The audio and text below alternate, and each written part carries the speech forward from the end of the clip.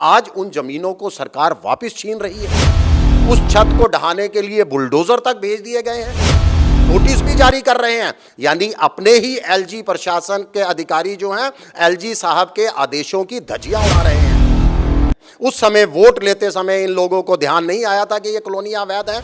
हाँ, जम्मू कश्मीर की आवाम के साथ लगातार जो है जम्मू कश्मीर की आवाम के साथ नाइंसाफ़ी की जा रही है। मैं तो कहूँगा कि जम्मू कश्मीर की आवाम के साथ, स्थानीय लोगों के साथ अत्याचार सरकार की तानाशाही वो लगातार दिन प्रतिदिन बढ़ती जा रही है। 5 अगस्त 2019 को जो हमें सब्ज़ बाग दिखाया गया था, हमें उम्मीद की एक किरण जगी थी कि जम्मू कश्मीर की आवाम के अधिकारों को सुरक्षित रखा जाएगा, जम्मू कश्मीर में रोज़गार की बौछार होगी, जम्मू कश्मीर उन्नति और तरक्की की राह पर बढ़ेगा। मगर ज़मीनी हकीकत क्या है कि जम्मू कश्मीर की आवाम को लगातार निराश किया जा रहा है। पहले हमारे व्यापार के ऊपर कब्जा कर लिया जाता है, युवाओं की नौकरियों के ऊपर कब्जा कर लिया जाता है, शिक्षा संस्थाओं के ऊपर कब्जा कर लिया जाता है, हमारे मतदान के अधिकार पर कब्जा कर लिया जाता है और अब गरीब और आम जनता के आशियानों को भी तोड़ा जा रहा है। उनके रहने और गुजर बसर करने के लिए जो कई दशकों से राजा महाराजा के समय से पूर्व सरकारों ने उनके जो है ज़मीनें अलॉट की थी, आज उन ज़मीनों को सरकार वापस छीन रही है। उन ज़मीनों पर उन्होंने जो अपने घर के अंदर एक एक पाई अपने पूरी ज़िंदगी की जमा कर कर एक छत बनाई थी अपने परिवार के लिए, उस छत को ढहाने के लिए बुलडोज़र तक भेज दिए गए हैं। बहुत निराशाजनक है। देखिए, जम्मू कश्मीर देश का क्राउन हुआ करता था, जम्मू कश्मीर को देश का ताज कहा जाता था और सबसे बड़ी बात, जम्मू कश्मीर 5 अगस्त 2019 से पहले देश के खुशहाल देशों की सूची, खुशहाल राज्यों की सूची के अंदर शामिल था।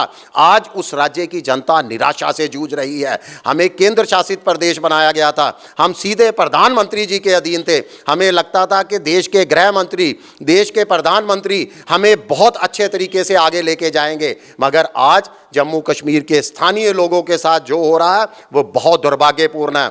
बिल्कुल मैं स्वागत करता हूं जो लगातार एलजी साहब कह रहे हैं, जो देश के अपने जम्मू कश्मीर के चीफ सेक्रेटरी साहब कह रहे हैं कि लोगों के आशियाने नहीं गिराए जाएंगे। वो बहुत अच्छी बात है, हम उनके बयान का स्वागत करते हैं। मगर उन्हीं के राज्य, उसी राज्य के अंदर उन्हीं के प्रशासन के उच्चाधिकारी इन लोगों को नोटिस भी जारी कर रहे हैं। यानी अपने ही एलजी प्रशासन के अधिकारी जो हैं, एलजी साहब के आदेशों की धज्जियां उड़ा रहे हैं। ये कैसा आदेश है?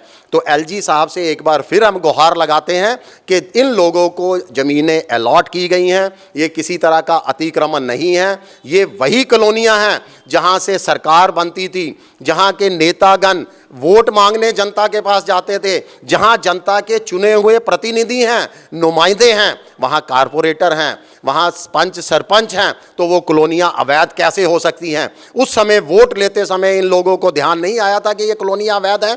हाँ, इसमें कोई शक नहीं है कि पूर्व सरकारों ने जो इनको जगह अलॉट की, उनकी भूमि को लेकर, इनकी अलॉटमेंट को लेकर जरूर ढुलमुल नीतियां रही हैं और अब सरकार का फर्ज बनता है, सरकार का ये कर्तव्य है कि जनता को राहत दे, एक मजबूत भूमि नीति बनाई जाए, एक ठोस भूमि नीति बनाई जाए, जिससे ये जगह इन लोगों को अलॉट की जाए, इनके परिवार या आशियानों को ना ढहा जाए, इनके परिवार का गुजर बसर चलता है। बहुत सारे इलाकों में कृषि के लिए इनको भूमि दी गई थी, जहां से अपने परिवार का पालन पोषण करते हैं। इनको ये जगह अलॉट कर दी जाए, यही आज हमारी एलजी साहब से गुहार है।